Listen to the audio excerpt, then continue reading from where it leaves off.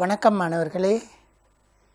2019ஆம் ஆண்டு உயிரியல் வினாத்தாளினுடைய கலந்துரையாடல் நிகழ்வின் இறுதிக்கட்டங்களை இந்த நிகழ்ச்சியுடன் அடைகின்றுள்ளோம். இன்னும் 2 வினாக்களுடன் தொடர்பான விடயங்களுடனான கலந்துரையாடலுடன் 2019ஆம் ஆண்டுக்கான வினாத்தாள் பற்றிய விவரம் முற்றுப்பெறச் செய்கின்றது. வினா இலக்கம் 9 பகுதி A, இலங்கையின் உள்நாட்டு ஈரநிலைச் சூழல் தொகுதிகளின் சிறப்பியல்புகளை விவரிக்க.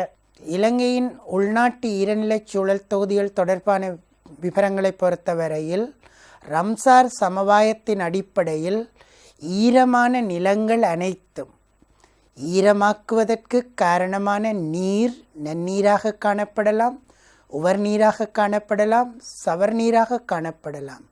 அந்த குறித்த நீர் ஓடுகின்றதாக இருக்கலாம், நிலையாக நிற்பதாக இருக்கலாம், அல்லது வேறு எந்த விதமான தாவர வர்க்க விலங்கு வர்க்கங்களுடன் தொடர்பான அடிப்படையில் பலினத்துவமாக காணப்படுகின்ற இந்த விடயங்கள் அனைத்தையும் அடியொற்றியதாக நாம் ஈரநிலங்களை வரையறுத்து கொள்கின்றோம்.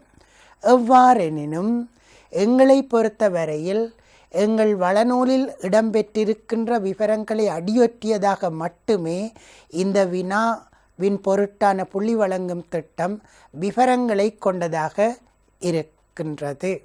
அந்த வகையில் தற்காலிகமாகவோ அல்லது நிரந்தரமாகவோ நீர் தேங்கும் இடங்கள் ஈர நிலங்களாகும். ஈரத்திற்கு காரணமான நீர் நிலையாக நிற்கும் பட்சத்தில் அது நிரந்தரமாக நீர் தேங்கிய இடம், இல்லை தற்காலிகமானதாக காணப்படுகின்ற பட்சத்தில் அது தற்காலிக ஈரநிலமாக இருக்கும். இவை தாவரங்களுடனும் விலங்குகளுடனும் தொடர்பானவை. நீர் உயிரினுடைய தொழிற்பாட்டுக்கு இன்றியமையாத காரணியாக காணப்படுகின்ற படியால் தாவரங்கள் விலங்குகள் மட்டுமல்லாமல் நுண்ணங்கிகளுக்கும் வேண்டப்படுகின்றது. எனினும் நாம் சூழலியலுடன் தொடர்பான கற்கைகளில் தாவரங்களையும் விலங்குகளையும் முன்னிலைப்படுத்துகின்ற படியால் மேற்படி ஈரநிலங்கள் தாவரங்களுடனும் விலங்குகளுடனும் தொடர்பானவை. 3, ஆறுகளும் அருவிகளும். இந்த இடத்தில் நாம் ரம்சார் சமவாயத்தின் அடிப்படையிலான வரைவிலக்கணத்தை அடியொற்றியதாய் இருந்த போதும் இலங்கையின் ஈரநிலங்களை 3 வகைகளாக பிரிப்பது உண்டு.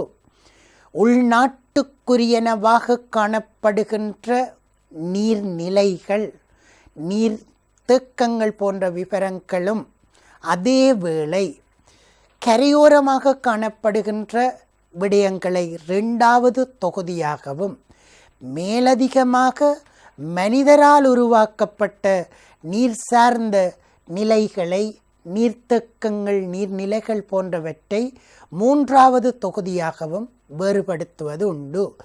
அதன் பின்னர் ஒவ்வொரு வகைக்குரியனவாக எடுத்து செல்லும் பொழுது இந்த வகையில் ஆறுகளும் அருவிகளும் ஈரநிலங்களுள் அடங்குபவை. ரம்சார் சமவாயத்தின் அடிப்படையில் 6 மீட்டர் உயரம் வரையில் நீரை கொண்டிருக்கிற இடங்கள் அனைத்துமே ஈரநிலங்களாக கொள்ளப்படுகின்ற படியால் எங்களுக்கு ஆறுகளும் அருவிகளும் இவற்றுள் ஈரநிலங்களாக வகைப்படுத்தப்படும். 4, ஈரமான உயர் நிலங்களிலிருந்து உருவாவவை. நாட்டினுடைய மத்தியில் காணப்படும் உயரமான மலைப்பாங்கான பிரதேசங்களிலிருந்து மேற்படி ஆறுகளும் அருவிகளும் உருவாகின்றன. 5, பல்லாண்டுக்குரியவை. மேற்படி ஆறுகள் அருவிகள் போன்ற விவரங்களை பொறுத்தவரையில் பல்லாண்டுக்குரியவை. நாங்கள் ஆங்கிலத்தில் பெரேனியல் என்று சொல்லுவோம்.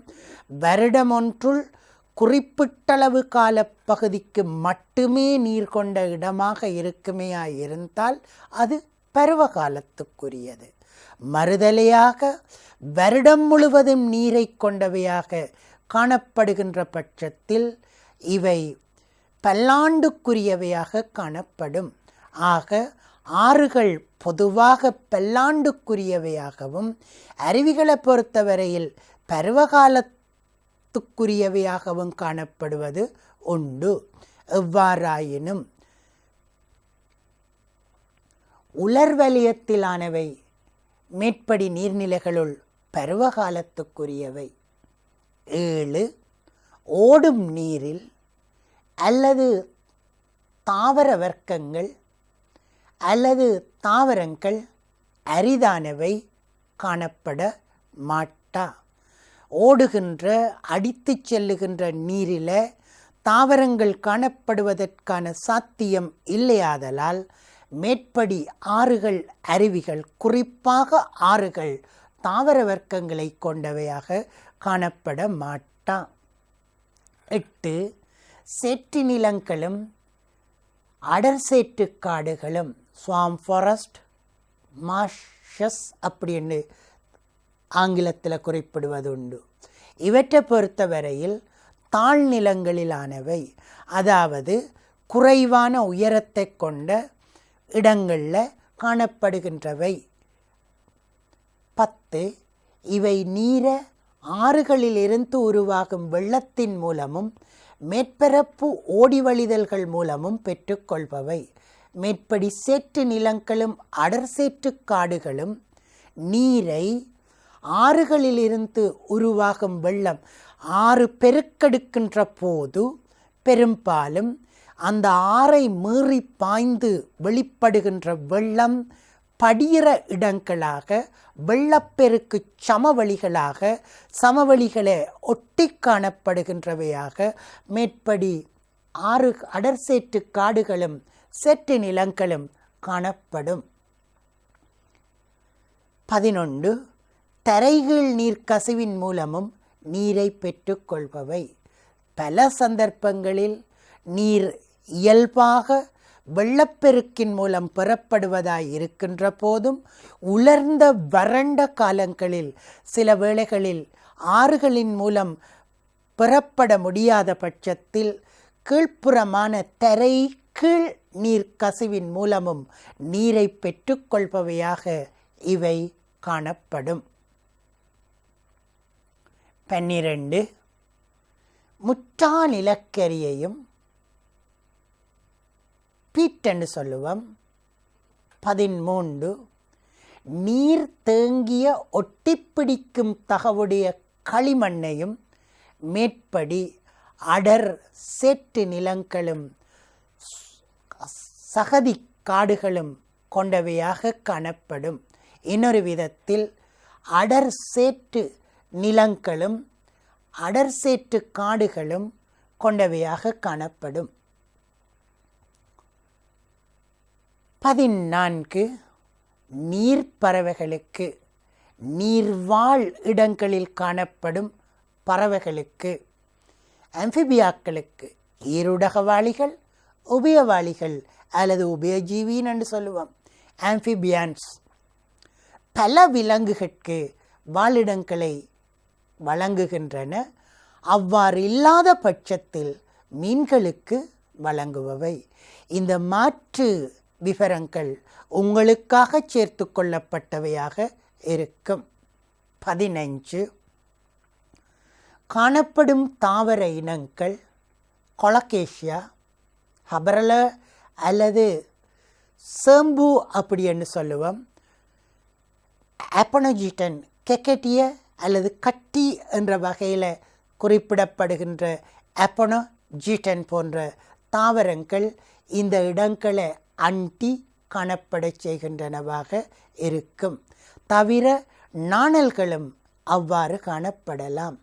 மேற்படி தாவரவியல் பெயர்களுக்கு பதிலாக பொது பெயர்களும் ஏற்றுக்கொள்ளப்பட செய்தன. வளநூல்ல இடம்பெற்றிருக்கிற பொதுப்பெயர்கள் அத்தனையும் சுற்றாடல் உயிரியலை பொறுத்தவரையில் உங்களால் பரீட்சை நோக்கில் பயன்படுத்தப்பட கூடியவையாக இருக்கும். பெரும்பாலான பட்சத்தில் அத்தனை அங்கிகளுக்கும் தாவரங்களுக்கும் விலங்குகளுக்கும் தமிழ் பெயர்களும் சிங்கள பெயர்களும் உங்களுக்கு தரப்பட்டிருக்கின்றன. அது தவிர ஆங்கில மொழி மூலத்தில் சில வேளைகளில் பொது பெயர்களை கொண்டிருக்கிற அங்கிகளின் பொருட்டு அவையும் கூட தரப்பட்டிருக்கின்றன.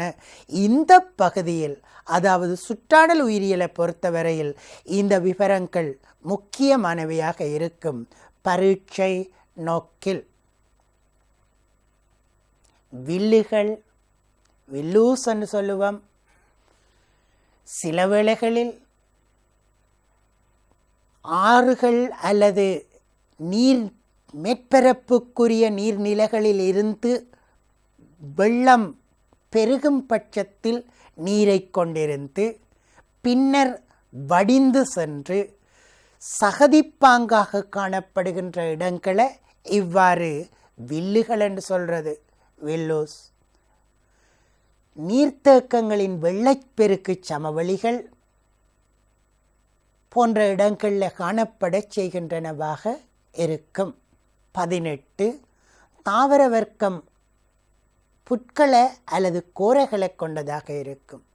புட்களை பொறுத்தவரையில் கிராமினே குடும்பத்திற்குரிய தாவரங்கள், கோரைகளை பொறுத்தவரையில் சைப்ரேசிய குடும்பத்துக்குரிய தாவரங்கள். புட்கள் பொதுவாக தமது தண்டுகளை உருண்ட விட்டங்கொண்ட வட்ட வடிவமான குறுக்கு வெட்டு முகத்தை கொண்ட தாவரங்களாக காணப்படும். சைப்ரேசிய குடும்பத்தைச் சேர்ந்த கோர வகைகளை பொறுத்தவரையில் வட்ட வடிவத்திற்கு பதிலாக முக்கோண வடிவமான வெட்டுமுகத் தோற்றத்தை கொண்டவையாக காணப்படும். கிராமினே குடும்ப தாவரங்களிலும் பார்க்க இவற்றின் புறத்தோலினது பளபளப்புத்தன்மை உயர்வாக காணப்பட செய்கிறதாக இருக்கும். எனவே புட்களுக்கு பதிலாக கோர வகைகளை இத்தகைய வில்லுகள் பெருமளவில் கொண்ட இடங்களாக இருக்கும். 19 விசேடமாக யானைகளுக்கு முக்கியத்துவம் வாய்ந்தவையாக அமைவதுடன் பெரும்பாலான எங்கள் உலர் பருவக்காற்று கலப்பு காடுகளுள் காணப்படும் வெள்ளப்பெருக்கு சமவெளிகளில் உள்ள வில்லுகளை பொறுத்தவரையில் யானைகள் சஞ்சரிக்கின்ற பிரதேசங்களாக இந்த பகுதிகள் காணப்படலாம். அவை தவிர மான்மரைகள் போன்றவையும் நீர்வாழ் பறவைகள் அல்லது புலம்பெயர் பறவைகள் போன்றவை காணப்படுகின்ற சஞ்சரிக்கின்ற இடங்களாகவும் கூட இந்த வில்லுகள் காணப்படுவது உண்டு. அவை தவிர பறவைகளுக்குமாகுமென 20வது விவரத்தில் தரப்பட்டிருக்கின்றமை இதனேயாக இருக்கும். அடுத்து நீர்த்தேக்கங்கள். இவை மனிதனாலாக்கப்பட்டவை, செயற்கையாக உருவாக்கப்பட்டவை. எங்களை பொறுத்தவரையில், இலங்கையை பொறுத்தவரையில் இயற்கையான ஏரிகளவையும் காணப்படுறதில்லை. பராக்கிரம சமுத்திரம், சேனநாயக்க சமுத்திரம் போன்ற இடங்களை பொறுத்தவரையில் மனிதனால் உருவாக்கப்பட்ட சமுத்திரங்கள் என்ற அடிப்படையில் அடையாளப்படுத்தக்கூடிய பெரிய ஏரிகளாக இருக்கும். 23 அத்துடன் தாழ்நில உலர் வலயத்தில் பரந்துபட்டவையாக இத்தகைய நீர்த்தேக்கங்கள், குளங்கள், வாவிகள், பொய்கைகள் போன்றவை காணப்பட செய்கிறதாக இருக்கும். 24 அந்நிய ஆக்கிரமிப்பு தாவர இனங்கள் காணப்படுகின்றன. பெரும்பாலும் பிஸ்டியா, ஐகோனியா போன்றவை, குளவாழ போன்ற இத்தகைய தாவரங்கள் இந்த இடங்களில் சுயாதீனமாக மிதந்து காணப்படுகின்ற தாவரங்களாக இருக்கும். வினா பகுதி பி. இயற்கை நீர்நிலைகளினுள் கழிவு நீர் வெளியேற்றப்படும் போது ஏற்படும் விளைவுகளை விளக்குக. இயற்கை நீர்நிலைகளினுள் கழிவுகளை வெளியேற்றுபவர் மனிதர். எனவே மனிதர்களால் இந்த வகையில் மாசாக்கச் செயற்பாடுகள் மேற்கொள்ளப்படும் பொழுது என்ன சம்பவிக்கும் என்ற தகவல்களை நாங்கள் வரிசைப்படுத்தி செல்வதன் மூலம் இந்த வினாவை அணுகிக்கொள்ளக்கூடியதாக இருக்கும். நீர்நிலைகள் அடைப்புக்குறிக்குள் கழிவு நீரோட தொடர்பாக ஏற்கனவே நான் மனிதனால் மேற்கொள்ளப்படுகின்ற செயற்பாட்டின் விளைவு என குறிப்பிட்டபடியால் கழிவு நீரின் மூலம் நோயாக்கிகளின் தொற்றுதலுக்குள்ளாகின்றன. இந்த இடங்கள் நோயாக்கிகள் பரவுகின்றன. இன்னொரு விதத்தில் குறிப்பிடுவதாயின் நோயாக்கிகள் பரவுவதற்கு இந்த மனித செயற்பாடுகள் காரணமாக இருக்கின்றன. அல்லது இதற்கு பதிலாக நோயாக்கிகள் பெரும்பாலும் நுண்ணங்கிகளாக காணப்படுகின்றபடியால் நுண்ணங்கிகள் பரவுகின்றன. 2. டைஃபாய்டு காய்ச்சல், வாந்தி, பேதி அல்லது கொலரா இவை ஒவ்வொன்றின் பொருட்டான மாற்றுச் சொற்களை நெருப்பு காய்ச்சல் டைஃபாய்டு காய்ச்சலுக்கு பதிலாக, கொலராவுக்கு பதிலாக வாந்தி பேதி, அமீபிக் வயிற்றுளைவு, வயிற்றோட்டம், வயிற்றுளைவு போன்ற எந்த பதமும் புள்ளி வழங்கும் திட்டத்தின் அடிப்படையில் மதிப்பீட்டாளர்களால் ஏற்றுக்கொள்ளப்பட வேண்டியவையாக இருக்கும் என்பதனை நீங்கள் கவனித்து கொள்ளுங்கள். தொடர்ந்து நீர்நிலைகளின் இரசாயன மாசாக்கம் அல்லது கழிவு நீரில் உள்ள இரசாயனங்களினால் மாசாக்கல் விளைவோடு தொடர்பான விவரங்கள் ஏற்கனவே நாங்கள் பார்த்த நோயாக்கிகளினுடைய பரவலுடன் தொடர்பாக நோயாக்கிகளால் உருவாக்கப்படுகின்ற நோய்கள் பரவச் செய்யும். தவிர வேறு என்ன விளைவுகள் என்ற அடிப்படையில் இந்த தகவல் எங்களுக்கு தரப்பட்டிருக்குது. அவ்வாறாயின் மேற்படி இரசாயனங்களுள் சில உயிரினவியலுக்குரிய படியிறக்கத்துக்குட்படுவதற்கு எதிரானவை. இன்னொரு விதத்தில் சொல்றதாக இருந்தால் உயிரினவியலுக்குரிய படியிறக்கத்துக்கு பயோடிகிரடேஷன் என சொல்லுவோம், உட்பட மாட்டாதவை. அல்லது இதே விவரத்தை நீங்கள் உயிரினவியலுக்குரிய படியிறக்கத்துக்கு உட்பட மாட்டா என குறிப்பிடுவது கூட போதுமானதாக இருக்கும். எனவே தொடர்ந்து இத்தகைய கழிவுகள் எவை என்பன, ஏனெனில் வினாவை பொறுத்த வரையில் விளக்குக என கேட்கப்பட்டபடியால் இனி நாம் அந்த கழிவுகளுடன் தொடர்பான விவரங்களை பற்றி தொடர்ந்து விளக்கி செல்ல வேண்டும் என்பதனால் மேலதிக நைட்ரேட்டுகளும், எந்த வகையில் மேலதிக நைட்ரேட்டுகள் விவசாயிகள் தங்கள் பயிர் தாவரங்களுக்கு வேண்டப்படுகின்ற அளவிலும் பார்க்க மேலதிகமாக பிரயோகிக்கின்ற நைட்ரேட்டுகளும் பாஸ்பேட்டுகளும். 9வது நெற்போஷணையாக்கத்தை உண்டு பண்ணும் நைட்ரேட்டுகளும் பாஸ்பேட்டுகளும் தாவரத்தன்மையான ஒளித்தொகுப்பை மேற்கொள்கின்ற ஃபைட்டோ பிளாங்க்டன்ஸ் போன்ற நுண்ணங்கிகள், ஏனைய உயிரிகள் போன்றவற்றை பொறுத்தவரையில் போஷணைப் பொருட்களாக பயன்படுபவை. மேலதிகமாக பயன்படுத்தப்பட்டபடியால் இவை நெற்போஷணையாக்கத்தை ஏற்படுத்துகின்றன, உண்டு பண்ணுகின்றன. இதனைத்தான் நாங்கள் யூட்ரோஃபிகேஷன் அப்படின்னு சொல்லுவோம்.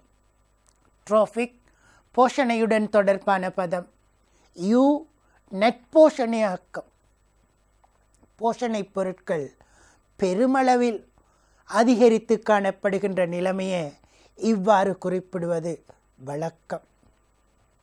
தொடர்ந்து இவற்றினால் இதன் விளைவாக என்ன நடைபெறுகிறது? விளைவாக மிகையான அல்காக்களின் வளர்ச்சியும், அல்காக்களின் வளர்ச்சி மிகையான அளவில், பெருமளவில், அபரிமிதமாக, இதனைத்தான் ஆங்கிலத்தில் நாங்கள் ப்ளூமிங் அப்படி என்று சொல்லுவோம்.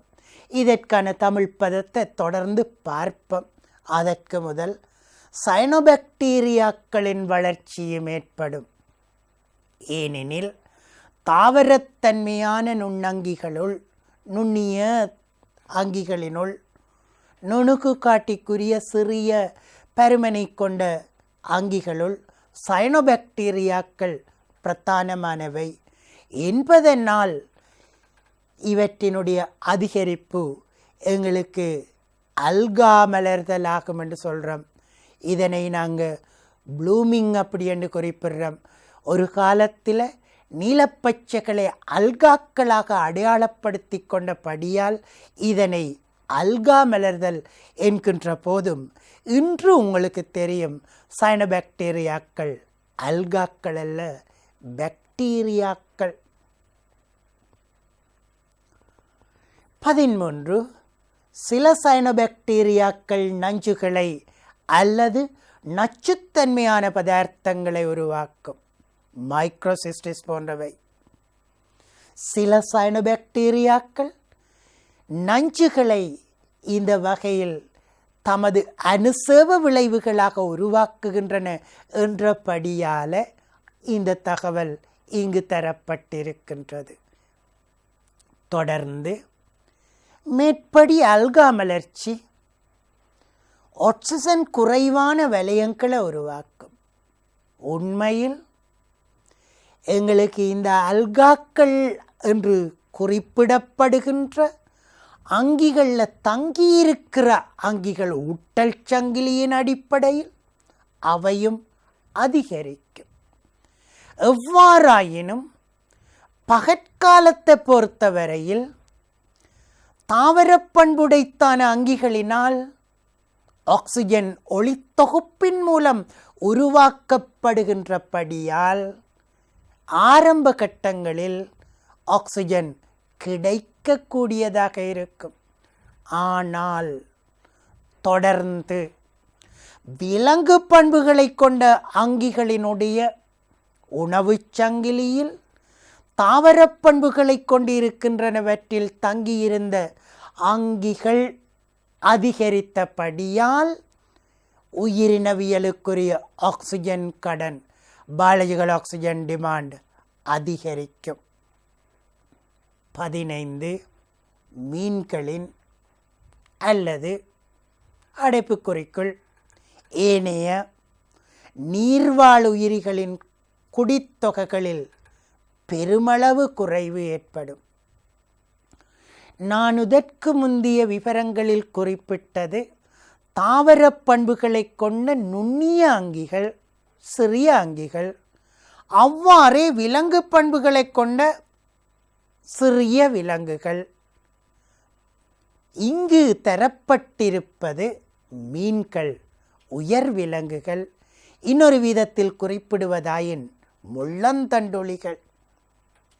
இவற்றினுடைய குறைவுக்கு ஏற்கனவே நான் குறிப்பிட்ட பயாலஜிக்கல் ஆக்சிஜன் டிமாண்ட் BOD, அதாவது உயிரினவியலுக்குரிய ஆக்சிஜன் கேள்வி அல்லது கடன் என்று சொல்லுவோம், அதிகரித்தமை காரணமாக இருக்கும். அத்துடன் துர்நாற்றத்தை அல்லது துர்மணத்தை ஏற்படுத்தும். தொடர்ச்சியாக எங்களுக்கு நீரில் காணப்படுகின்ற ஆக்சிஜன் அளவு குறைந்து சென்றமை காரணமாக இறந்து சேர்கின்ற சேதன பதார்த்தங்களினுடைய அளவு அதிகரித்தமை காரணமாக அந்த சேதன பதார்த்தங்கள் அச்சேதன பதார்த்தங்களாக பிரிந்தழிவதற்கு வேண்டிய ஆக்சிஜன் கூட இல்லாமல் போனமை காரணமாக மேற்படி விளைவுகள் எங்களுக்கு தொடர் விளைவுகளாக ஒன்றன் பின்னொன்றாக ஏற்பட செய்கின்றனவாக இருக்கும். அதேவேளை மாணவர்களே, உங்களுக்காக மேற்படி தரவுகளுள் சிலவற்றின் பொருட்டான பிரதியீட்டு தரவுகள் முதலாவது அல்லது 5வது விடயத்தின் பொருட்டு நீர்நிலைகளின் இரசாயன மாசாக்கம் அல்லது கழிவு நீரில் உள்ள இரசாயனங்களினால் மாசாக்கம், நீர்நிலைகள் நோயாக்கிகளின் தொற்றுதலுக்குட்படுகின்றமை போன்ற விவரங்களின் பொருட்டு நீர் மாசடைதல் என்ற தகவலும் ஏற்றுக்கொள்ளப்பட செய்தது. வினா இலக்கம் 9 குறித்தான விவரங்களை முடித்து கொண்டு இறுதி வினாவின் பொருட்டான விவரங்களில் பிரவேசிக்கின்றேன். ஏ. இயற்கை தேர்வு கொள்கை. பி. விலங்குகளின் சக்தி பாதீடு. சி. முதிர்முலவுறு மென்சவ்வுகள்.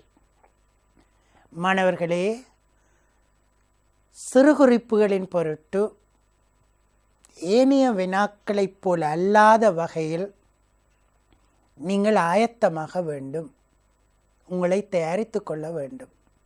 ஏனெனில் உயிரியலிலான சிறுகுறிப்புகள் ஒன்றுடன் ஒன்று சமமானவை அல்லது சமமான முக்கியத்துவத்தை கொண்டிருக்க வேண்டும் என்பது இல்லை. சிலவற்றின் பொருட்டான தகவல்கள் பெருமளவிலானவையாகவும் ஒரு சிலவற்றின் பொருட்டு சில வேளைகளில் குறைந்தளவு எண்ணிக்கையிலான விவரங்களும் போதுமானவையாக இருக்கும்.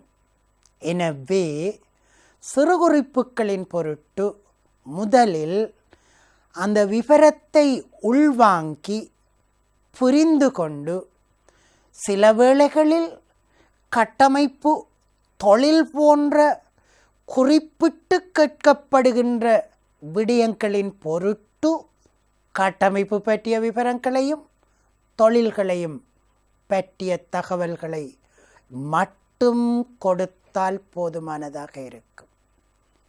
இங்கு இயற்கை தேர்வு கொள்கை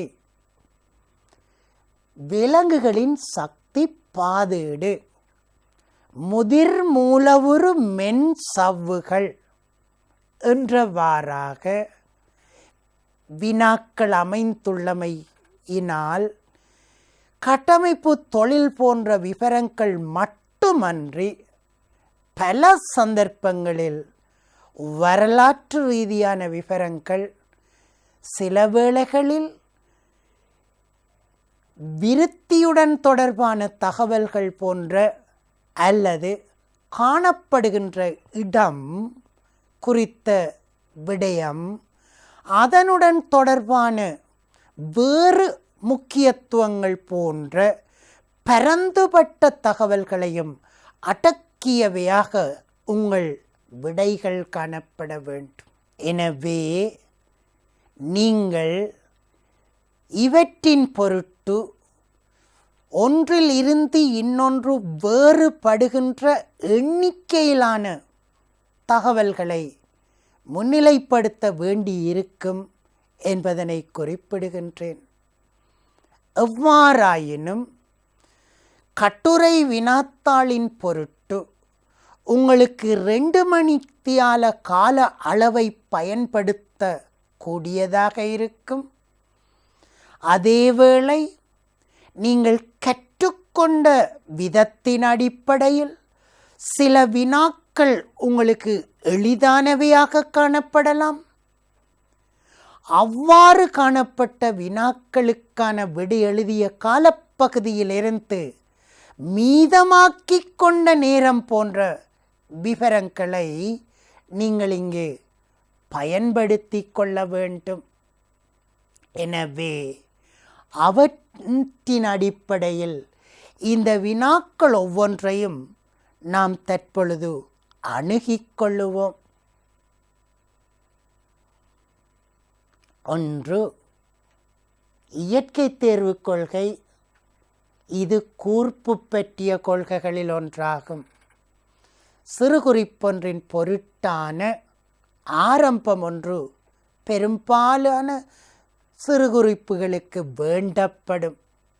அத்தகைய ஒரு தகவல்தான் இது. கூர்ப்பு பற்றிய கொள்கைகளுள் ஒன்று. 2. டார்வினினாலும் வெலஸினாலும் முன்வைக்கப்பட்டது. Charles Darwin, Alfred Russel Wallace என்ற விஞ்ஞானிகளினால் முன்வைக்கப்பட்டது. ஏற்கனவே நான் குறிப்பிட்டபடி இது ஒரு வரலாற்று ரீதியான தகவலாக இருக்கும். பல சந்தர்ப்பங்களில் சிறுகுறிப்புகளில் இத்தகைய தகவல்களும் சேர்த்து கொள்ளப்பட வேண்டும். இக்கொள்கை டார்வினினால் மேற்கொள்ளப்பட்ட பின்வரும் அவதானங்களின் அடிப்படையிலானது. 3. ஒவ்வொரு இனமும் சூழலினால் தாங்கக்கூடிய அளவிலும் கூடுதலான எச்சங்களை உருவாக்குகின்றன அல்லது மிகையுற்பத்தி. இதனைத்தான் நாங்கள் அபரிமித உற்பத்தி என்று சொல்லுவோம். இயற்கையில் ஒவ்வொரு இனமுமே தன்னுடைய இனத்தை நிலைநிறுத்துவதற்கு வேண்டப்படுகின்ற எண்ணிக்கையிலும் பார்க்க அதிகமான எண்ணிக்கையில் எச்சங்களை உருவாக்கி கொள்ளக்கூடிய ஆற்றலை கொண்டிருக்கின்ற விவரத்தைத்தான் இந்த வகையில் மிகையுற்பத்தி அல்லது அபரிமித உற்பத்தி அல்லது இதனையே ஆங்கிலத்தில் ஓவர் ப்ரொடக்ஷன் அப்படின்னு சொல்லுவோம். 4. குடித்தொகை. தனியன்களுக்கிடையே அந்த குடித்தொகையினது அங்கத்தினர்களுக்கிடையே அல்லது ஒரு இனம் இயல்புகளில் அல்லது அவற்றின் தலைமுறை உரிமை இயல்புகளில், சாதாரணமாக இயல்புகளில் என்று நீங்கள் குறிப்பிட்டிருந்தாலே போதுமானதாக இருந்திருக்கும். உண்மையில் தலைமுறை உரிமை இயல்புகள் தான் திருத்தமானதாக காணப்படும். இந்த விளைவுகளை, இந்த தோற்றப்பாட்டை, இந்த அவதானத்தை மாறல்கள் என்று சொல்கிறோம். அதால தான் அல்லது மாறல்கள் காணப்படும். மேற்படி அவதானங்கள் இயற்கை தேர்வு செய்முறையை விளக்குவதற்கு பின்வருமாறு வியாக்கியானப்படுத்தப்பட்டன. நாம் தற்சமயம் விடியளிக்க பயின்று கொண்டிருப்பது கட்டுரை வினாக்களின் பொருட்டு. அதிலும் 10வது வினா சிறுகுறிப்பு. எனவே கட்டி உரைக்கப்பட வேண்டிய தகவல்களை ஒன்றுடன் ஒன்று தொடர்புபடுத்தும் பொழுது சில வேளைகளில் புள்ளி வழங்கும் திட்டமானது புள்ளிகளை சேகரிக்க முடியாத தகவல்களையும் கொண்டதாக காணப்பட செய்யும். அந்த விவரத்தைத்தான் இங்கு நாம் எதிர்கொள்கின்றோம். அதனைத்தான் மேற்படி அவதானங்கள் இயற்கை தேர்வு செய்முறையை விளக்குவதற்கு பயன்படுத்தப்பட்ட விதத்தை பற்றி தொடர்ந்து சொல்லிக்கொண்டு போகச் செய்கிறோம். சிறுகுறிப்பு கூட ஒரு தொடக்கத்தையும் தொடர்ச்சியையும் அந்த தொடர்ச்சியான தகவல்களினுடைய விரிவாக்கங்களையும் தொடர்ந்து கொண்டிருக்கும் என்பதற்கு இது ஒரு உதாரணம். 5. குடித்தொகையினது சில பண்புகள். அடைப்புக்குறிக்குள் தலைமுறை உரிமை பண்புகள். குடித்தொகைக்குரிய அங்கத்தினர்களில் பிரதிபலிக்கப்படுகின்ற தலைமுறை உரிமை பண்புகளை பற்றி சொல்லியிருக்கிறோம். அல்லது இயல்புகள், பண்புகள் அல்லது இயல்புகள்.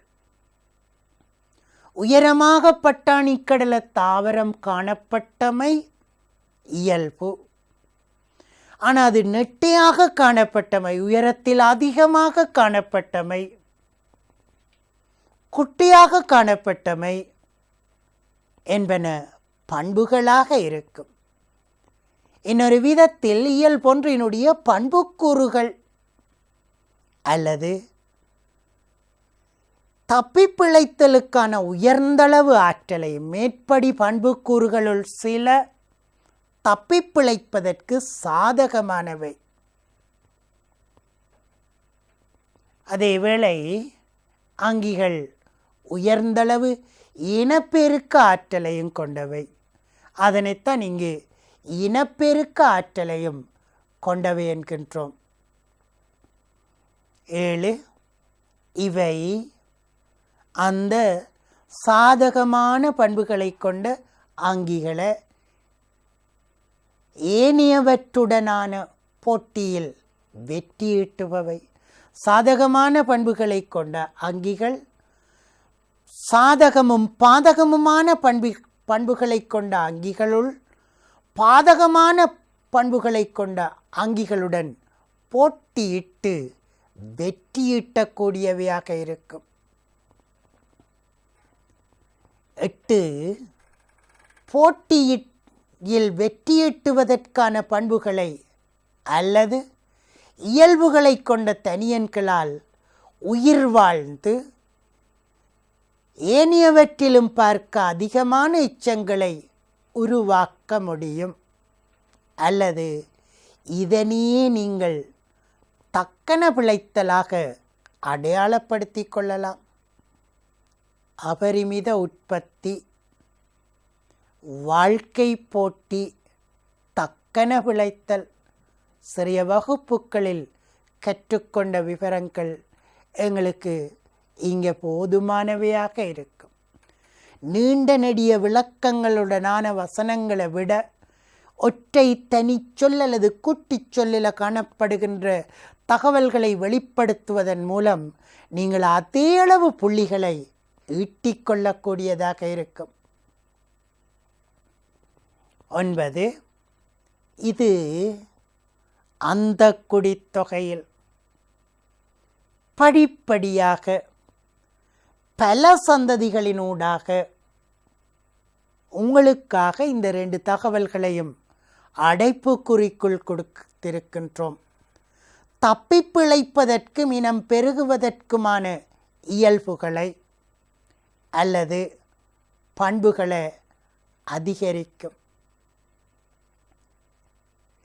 உயிர் வாழ்வதற்கும் இனம் பெருகுவதற்குமான சில சாதகமான இயல்புகளை பற்றி இனி கதைக்கப் போகிறோம். அபரிமித உற்பத்தியை பற்றி பார்த்தோம், மாறல்களை பற்றி பார்த்தோம், போட்டியை பற்றி பார்த்தோம். எங்களுக்கு போட்டியில் சாதகமான இயல்புகளை கொண்ட அங்கிகள் தப்பிப்பிழைக்கும் என பார்த்தோம்.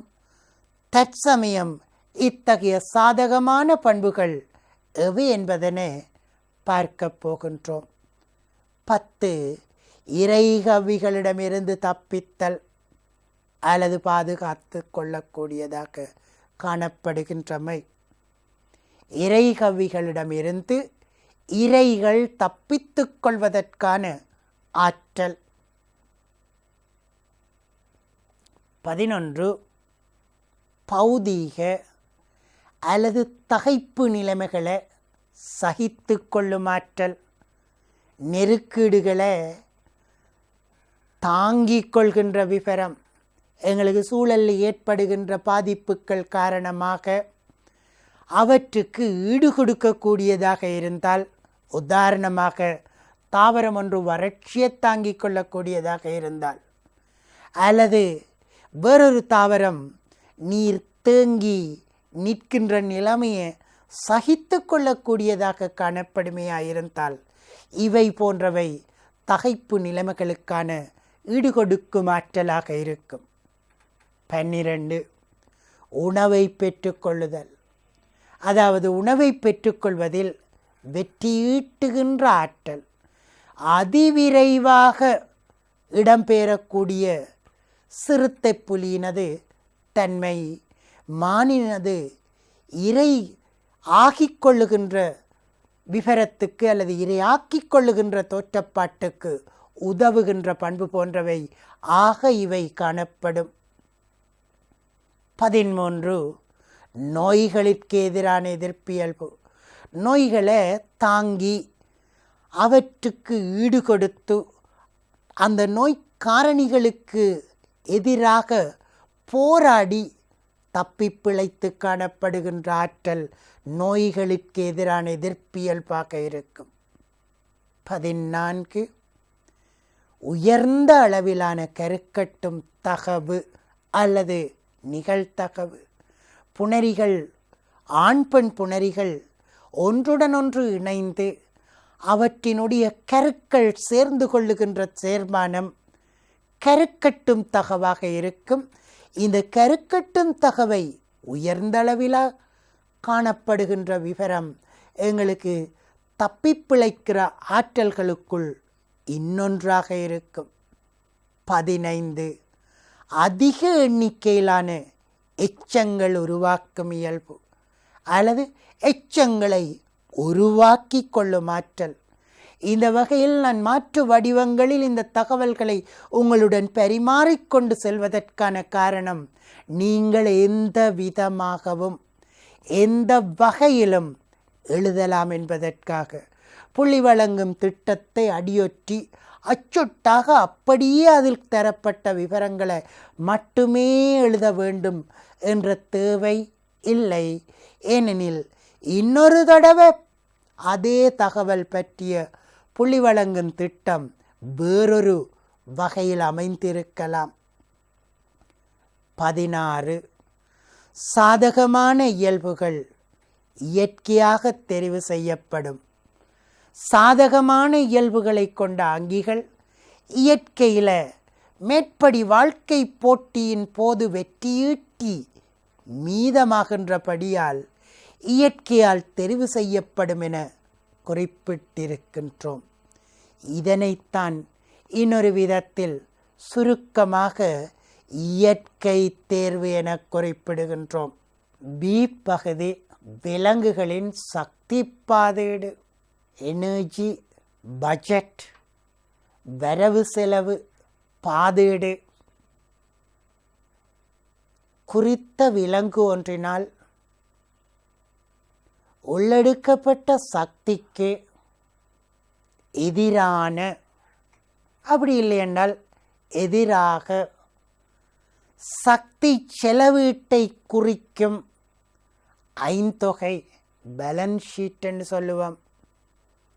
இதனை நாங்கள் சக்தி பாதீடு என்கின்றோம், எனர்ஜி பட்ஜெட் என்றோம்.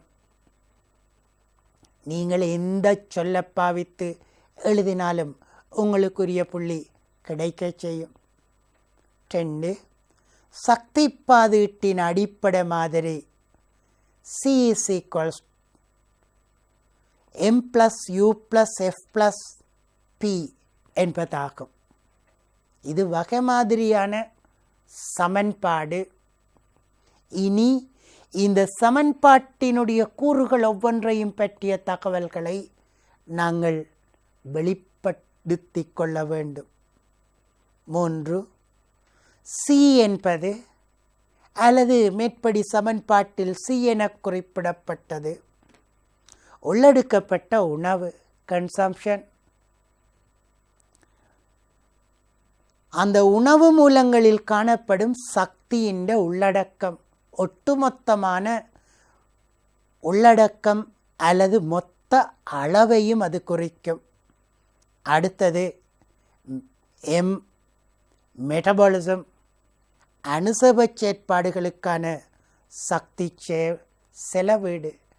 விலங்கினுடைய சாதாரண அனுசப செயற்பாடுகள், அது முனைந்து வலிந்து மேற்கொள்ளுகின்ற செயற்பாடுகளின் பொருட்டான சக்தி போன்ற விவரங்கள், இவற்றை பற்றிய விஷயம்தான் இந்த அனுசேப செயற்பாடுகளுக்கான சக்தி செலவீடாக இருக்கும்.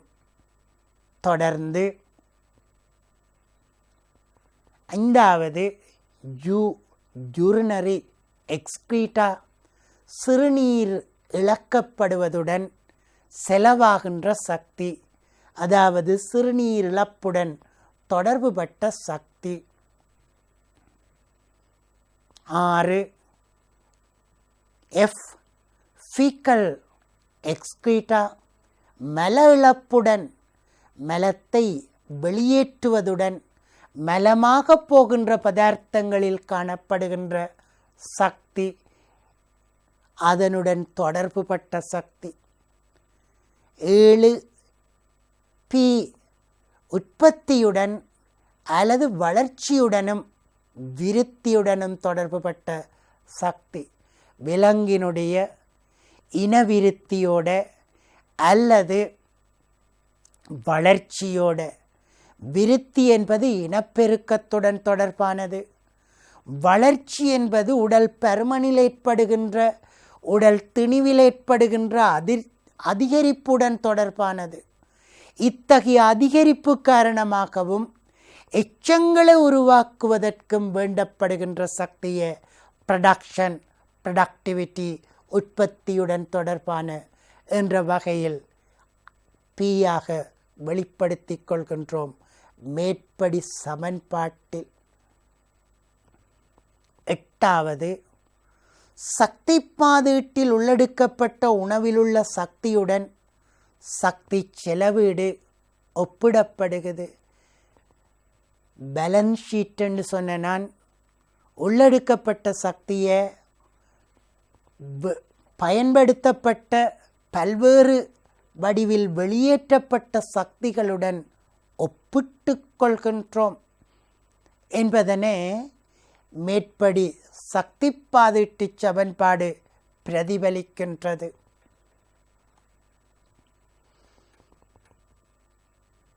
மேற்படி உள்ளெடுக்கப்பட்ட வெளியேற்றப்பட்ட பதார்த்தங்களுடனான சக்திகளுக்கிடையிலான வேறுபாடு உற்பத்தியோட அனுசேபத்தோட தொடர்புபடும்.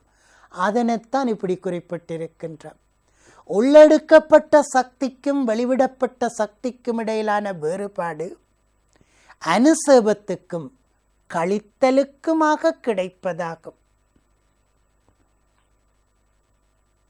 10 அத்துடன் உற்பத்திக்கானது ஏற்கனவே நான் விருத்தி என்ற அடிப்படையில் அடுத்த சந்ததிய எச்சத்த இனப்பெருக்கத்தின் பொருட்டான தகவல்களை அடக்கியது.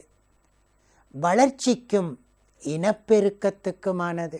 வளர்ச்சி என்பது அங்கியினுடைய உடல் பருமன் அதிகரிப்போடு தொடர்பான விவரமாக இருக்கும்.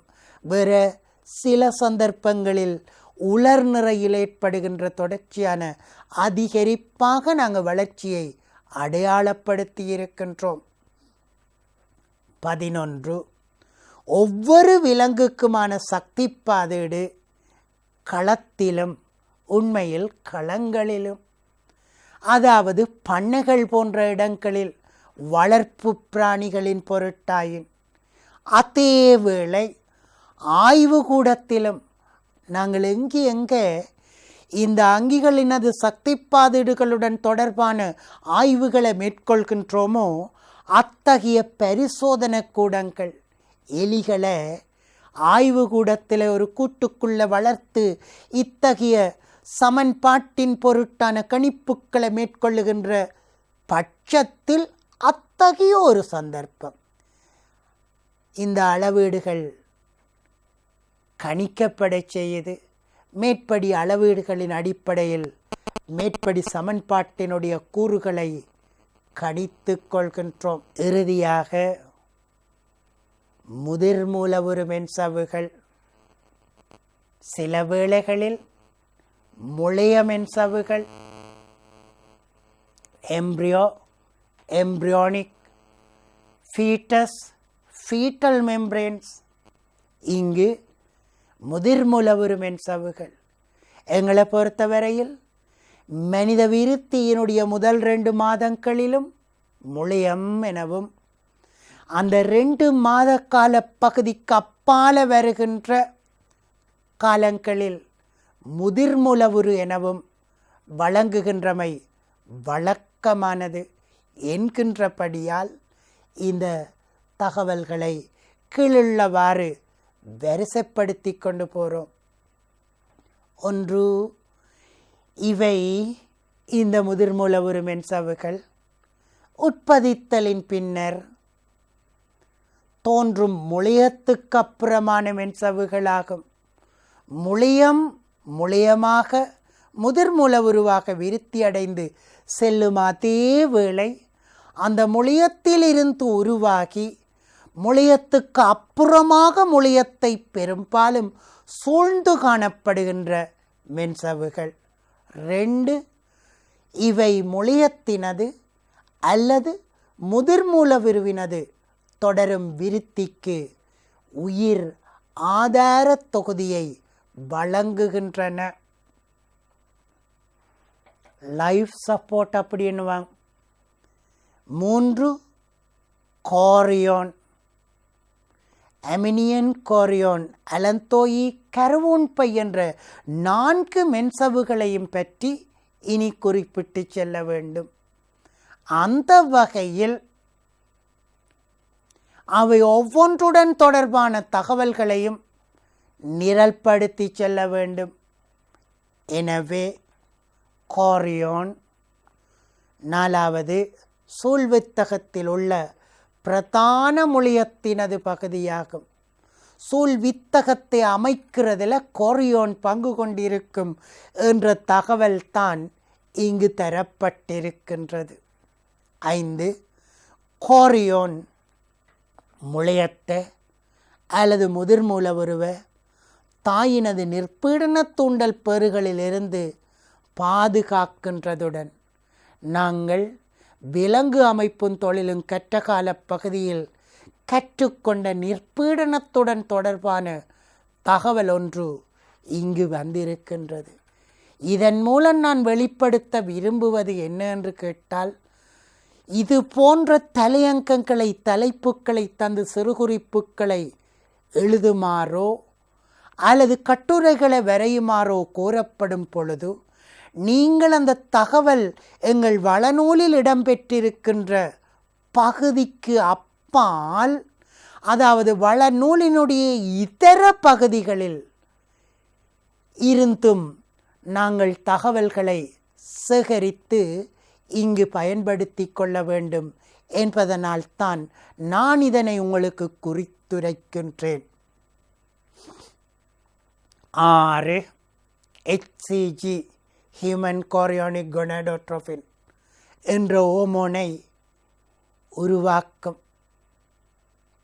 7 கோரியோன், 7 அமினியன். 8 முளையத்தை அல்லது முதிர்மூலவுருவை சூழ்ந்துள்ள பாதுகாப்பு மென்சவ்வாகும். அமினியன் முளையத்தை அல்லது முதிர்மூலவுருவை நேரடியாக, ஏனைய மென்சவ்வுகளும் முளையத்தை அல்லது முதிர்மூலவுருவை சூழ காணப்படுகின்ற போதும் சில எங்களுக்கு அமினியன் உடனடியாக காணப்படுகின்ற படியால் இந்த வகையில் இவ்வாறு குறிப்பிடுகின்றோம். அதேவேளை அமினியன் மென்சவ்வு அமினியன் பாயால் நிரப்பப்பட்ட குழியை உருவாக்குகின்றது. 10 அதிர்ச்சி உறிஞ்சியாக செயற்படும் மென்சவ்வினால் உருவாக்கப்படுகின்ற பாயி அமினியன் பாயி. எனவே அந்த மென்சவ்வு என்னுடைய கூறுகளுள் இதுவும் அடங்கும். ஆதலால் நாம் அதிர்ச்சி உறிஞ்சியாக செயற்படுவதுடன் 11 உலர்தலையும் தடுக்கும். 12 இன்னொரு மென்சவ்வு கருவூன் பையாகும். கருவூன் பை குருதிக்கலங்களாகும் கலங்களுக்கு பங்களிப்பு செய்யும். எங்களுக்கு தெரியும், முளைய விருத்தியினுடைய ஆரம்ப கட்டங்களில் இந்த மென்சவ்வும் தொடர்ந்து ஈரலும் பிறப்பை தொடர்ந்து வன்கூட்டு தொகுதியும் குருதிக்கலங்களை உருவாக்கும் என்பது. 14. இது முதிர்முலவுருவின் ஈரலின் பங்கேற்பு வரை நடைபெறும். ஏற்கனவே என்னால் குறிப்பிடப்பட்டபடி இந்த வகையில் கருவூன் பையானது ஈரல் முளையத்தில் குழியங்களை, குறிப்பாக செங்குழியங்களை உருவாக்கத் தொடங்கும் வரை இந்த தொழிலை ஆற்றுகின்றது. 15.